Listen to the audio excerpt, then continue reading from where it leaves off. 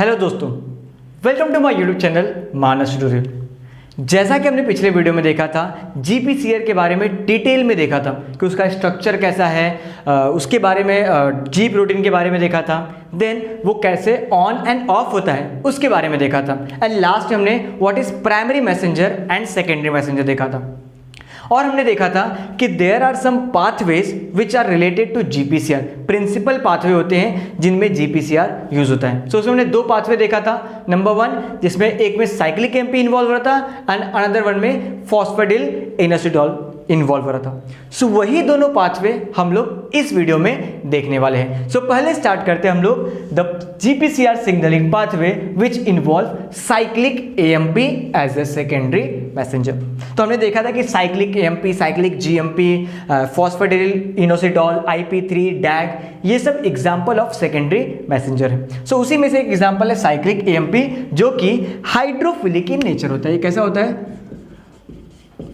Hydrophilic in nature होता है।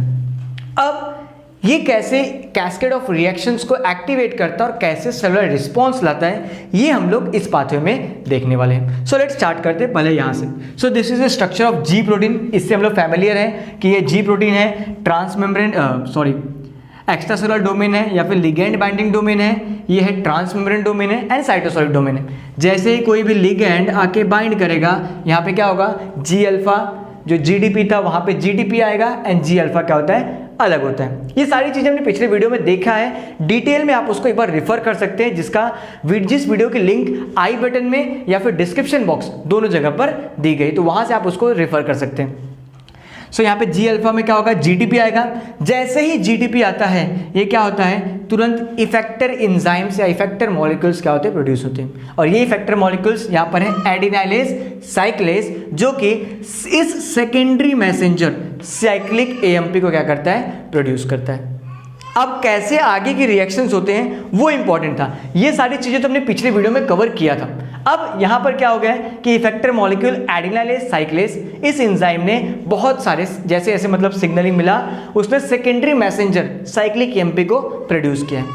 अब हमें क्या करना है कि ये साइक्लिक एएमपी कैसे रिएक्शन कैसे करता है वो देखते हैं। तो साइटोसोल में एक एंजाइम होता है जिसका नाम है cyclic AMP dependent proteases kinase A, जिसको हम लोग बोलते हैं प्रोटीन काइनेज ए भी बोलते हैं। अब ये प्रोटीन काइनेज ए क्या करता है वो देखते हैं, या फिर उसका स्ट्रक्चर कैसा होता है वो देखते हैं।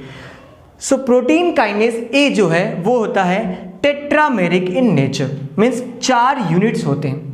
जो प्रोटीन काइनेज ए है उसके 4 सब यूनिट्स होते हैं, जिसमें से 2 रेगुलेटरी, जिसको मैंने R से डिनोट किया है, एंड 2 कैटालिटिक यूनिट। मीन्स जो टेट्रामेरिक प्रोटीन्स है उसमें 2 रेगुलेटरी होते हैं एंड 2 कैटालिटिक यूनिट होते हैं, जिसमें से ये दोनों क्या करते हैं, एक दूसरे को बाउंड रहते हैं। और इसकी वजह से क्या होता है, जो प्रोटीन काइनेज ए है वो यहाँ पर होता है इनएक्टिव फॉर्म में।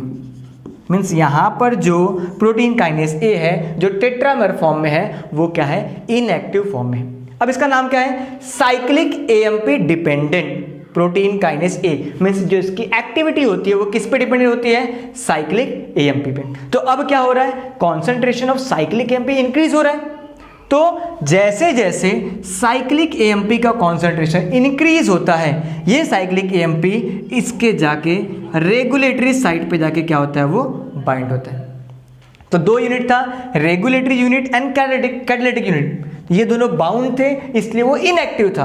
तो जैसे ही साइक्लिक एएमपी का कॉन्सेंट्रेशन बढ़ता है, क्योंकि यहाँ पे प्रोडक्शन बढ़ रहा है, तो जैसे जैसे उसका प्रोडक्शन बढ़ता है, कॉन्सेंट्रेशन बढ़ता है, वो क्या करता है, रेगुलेटरी साइट पे जाके क्या करता है, उसको बाउंड करता है। और जैसे ही रेगुलेटरी साइट पे बाउंड करता है, ये जो टेट्रामर था ये क्या हो जाता है, ब्रेक हो जाता है। एंड ब्रेक होने के बाद रेगुलेटरी साइट अलग या रेगुलेटरी यूनिट अलग एंड कैटालिटिक यूनिट अलग होता है। कैटालिटिक यूनिट एंजाइम का वह यूनिट होता है जो एक्टिव पार्ट लेता है, एंड रेगुलेटरी क्या करता है, उसको रेगुलेट करता है। सो अब रेगुलेट जो उसको रोक के रखा था वो पार्ट अलग हो गया।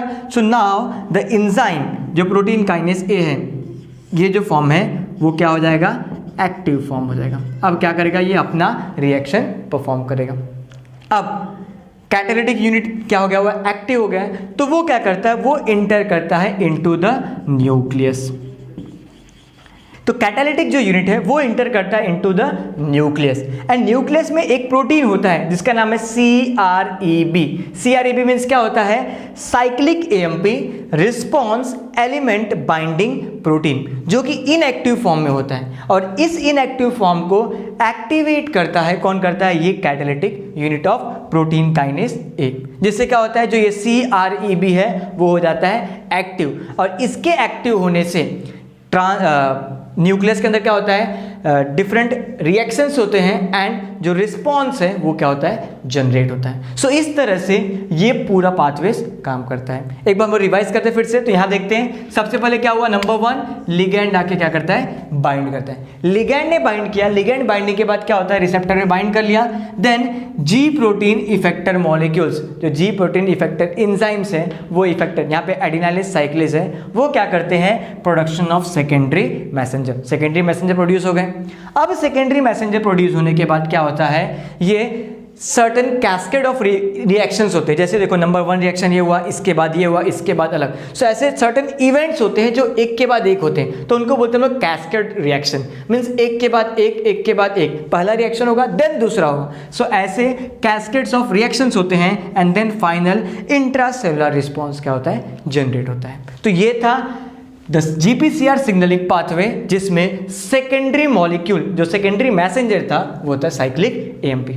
सो यहाँ पर हमने GPCR सिग्नलिंग पाथवे, जिसमें सेकेंडरी मैसेंजर साइक्लिक AMP था, ये पाथवे हमने खत्म कर लिया है। सो मिलते हैं हम अगले वीडियो में किसी और पाथवे के साथ। सो अगर आप इस चैनल पे न्यू हैं, so please subscribe it and please share with your friends, and video कैसी लगी आप कमेंट सेक्शन में जरूर बताएं।